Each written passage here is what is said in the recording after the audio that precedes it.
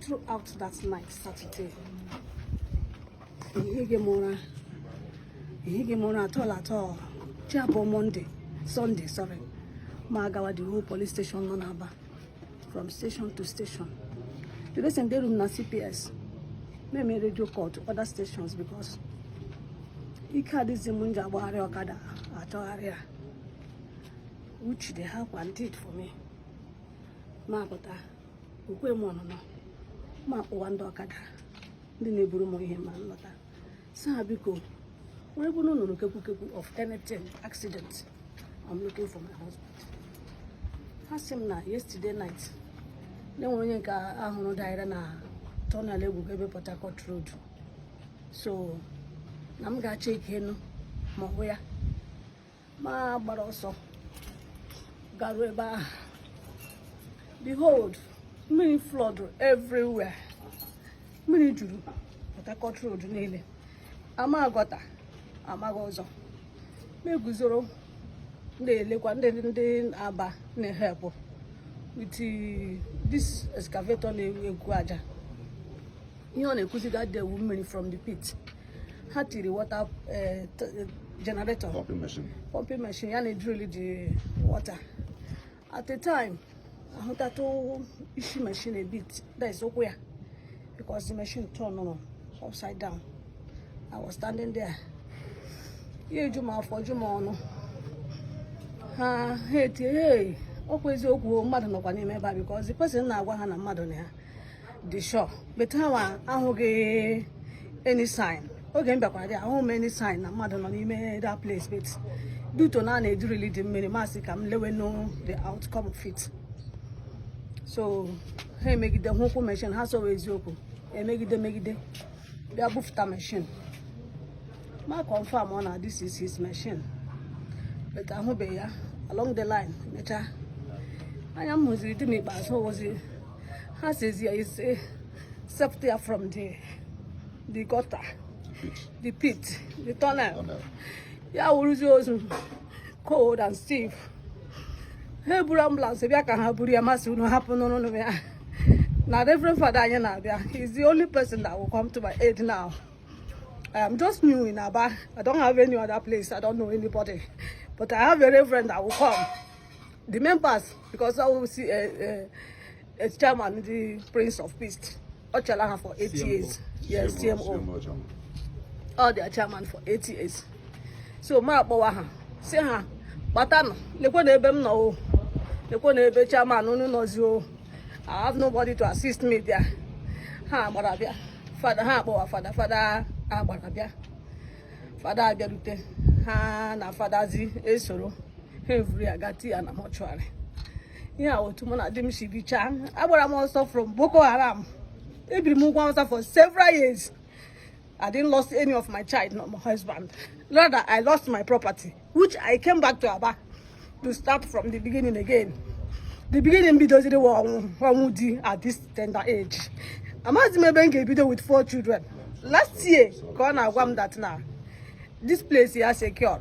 Kaya bido waram block. Kaya we can run all eba. We are working towards it. Nyozam who's the war moody.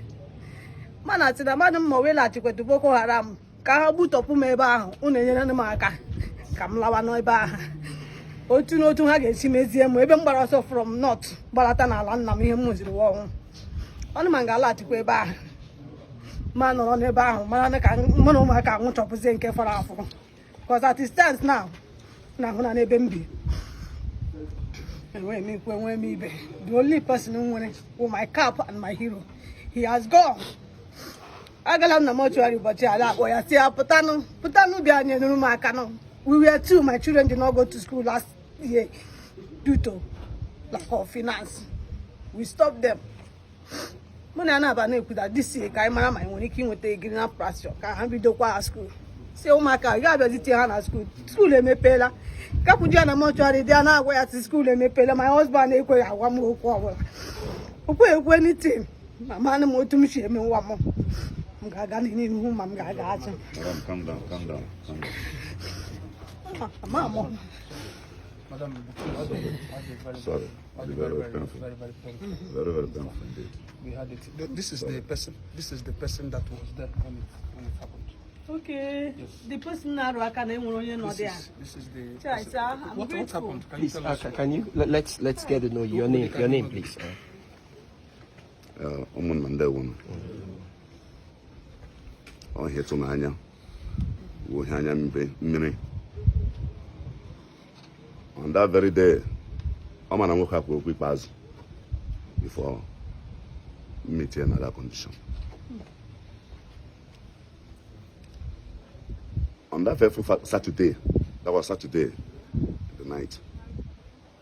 I know my husband and Asa Road, St. Michael's precisely. So met you here. I'm about Crystal Park, direct from Asa Road. But on that day, no means of direct Okada or Keke. So my about short way to Orata. I stopped at Orata. So walking by the side. Instead of the other side of the road, about it well flooded. So, and I took the other side of it. Now walk. Now another. Again another. Lambio Muho Nayuku. Ogu machine na Orata. You say fine and good. Now I'm going to cross over. This man bagide. By then I pass around more Oba. Routed that one warehouse, Jinko. Then at that warehouse. At the side of that warehouse, come no. Stop at the man and I return so. Mr. Ogabiko. Dropped him by Crystal Park. He has him fly over. Ask him Crystal Park ever. He has him fly over. At the thought time say drop on my Crystal Park again, I may go away. He has him fly over. He said, well, I'll make a hand. He gave him. This man, lo and behold, Obama from here to this point. Machine had original agana mina. Yani that pit. So this man na asrogs na lo mmiri. I was talking on my own because nobody again, and when nobody around. Mraise alarm. People around you about to baptize that night. So we tried all we could. Bagana one street as a electrical there. Na hire ladder. I gave her with a ladder. This ladder on our way now in our name adjustable ladder. So tear the ladder ever. Come on and the boys for Tara. Man, don't know by the side, you know. People came. So can we come on and get a school demand? That ladder had ever and who's the ladder again? A Butashara. The same. So you know when the be a long minute, was on your beat this way and the minute has not made the deep. So the same time, around after 11, because this thing happens immediately 9:15. So in fact, we were my house. So I couldn't sleep last night. That night, very night, I couldn't sleep. Early morning here, Njike Kanga Church. Can I worship now? St. Margaret, but I buy furo, can buy furo. Let I buy Jews at that very point. Simba. If we ask him, go back and rescue this man. Go back and see what you can do. So now I walk to that place. So getting there, and the supervisors, and whatever. And now just in that never now. Who is sure no matter now? No matter that. Now who is sure no matter that? There I came up. Yeah, my friend, I'm a living witness. I saw what happened here last night. Somebody is here. Look at the point. The mentioned about, but the demand is not coming. But something happens here, so we must. The man now take my identity. You say, I bet I'll give you my identity to prove my innocence. But what I'm trying to tell you, again, move on here without a rescue. Able to rescue this man here. Able to work here. So on the process, have your pause your phone. Say you can have a you will not step an inch until I confirm what him my way is open as second mass. If the mess they call, now start calling his colleagues. They will pump machine there. The press caveta. Make the hand make him that day. For over 2 hours, nothing happens. Me I make on it that me I make on it that very day. I now go to that man, say, Oga. All one a minute as well, my own capital have. They are about to rise against you. Come on, here, make a rescue, and we can go down this young man here. So in back, I was here. So I got, as my name, some say I got on the divers. So there I move, got over here, got on the divers, about 5 of them. Habia. I was in divers, I wouldn't do bad anymore. But as the man with the machine. So I was in back and the matters this woman who knew the man. Because when that thing was happening, man on your way. But when I got 2 years ago, when I went there for a year, that one man to work at night. They are not back and they're busy work that day. So before my Reverend Father, ambulance within but even since then I've been trying to reach Madame Betty. So that was what really happened. That one. Okay.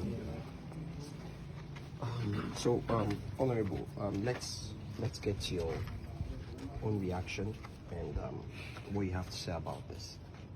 What I have to say about this is very, very, very tragic, and it's horrible. You know, this thing happened, and many people pretended as if nothing happened.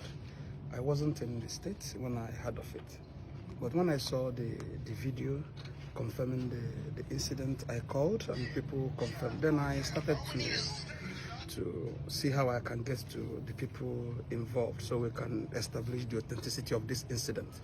You know what happens most times is that people tend to trivialize the lives of others, especially if they're not involved. This thing happened at Port Harcourt Road, a popular road, and you just had the account of the eyewitness. So what it means, every other thing anybody is saying, and no, it didn't happen, because when I read the press conference, the press release from the part of the government that the man was driving along a construction site, I felt that was a very big insult. I felt that was exceptionally insensitive, because from the account of the only eyewitness, it happened on the road. It was on the road. It's on the road. So, and I want to ask, and there's no sign of danger. Caution sign. Yeah, caution sign. There's nothing like sign there when this incident took place. So where exactly, like that, which particular, what is that place called? That area, that place where that thing happened? Precisely, it's Port Harcourt Road. It's Port Harcourt Road. Yeah, but by almost Furo, yeah. Almost Port Harcourt Road by Furo. Okay. So all of us we are shocked, we are sad, and of course we are angry at the same time.